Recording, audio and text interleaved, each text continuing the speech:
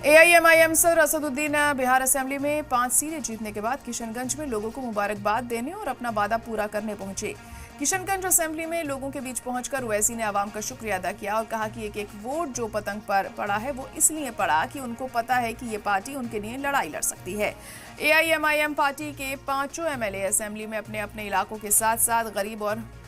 मजबूर आवाम की आवाज उठाते रहेंगे और अपने वादे के मुताबिक हर 3 या 6 महीने में बिहार आता रहूंगा, ये उन्होंने कहा। एक एक वोट जो पतंग छाप पर पड़ा है वो इसलिए पड़ा है क्योंकि उनको भरोसा है, एतमाद है और वो जानते हैं कि ये हमारी लड़ाई लड़ने वाली पार्टी है और ये कभी आपके मफाद पर समझौता नहीं करने वाली पार्टी है। तो खैर अगर वो आए ना आए, इंशाअल्लाह ताला हम अपने कारवान को लेकर आगे बढ़ते रहेंगे और मुझे यकीन है कि हमारे 5 विधायक 5 एमएलए बिहार के असेंबली में इंशाअल्लाह ताला अपने अपने विधानसभा के साथ साथ गरीब और मजलूम आवाम की आवाज को उठाएंगे और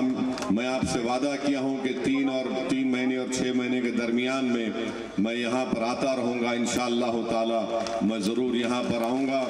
मुलाकात करते रहूंगा।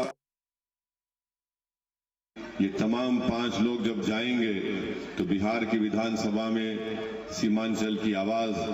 उठेगी नहीं बल्कि गूंजेगी और इतनी ऊंचाई से गूंजेगी कि सीमांचल की जनता के कानों तक भी पहुंचेगी। इस बात का इनको तकलीफ है और तनकीद कर रहे हैं कि असदुद्दीन ओवैसी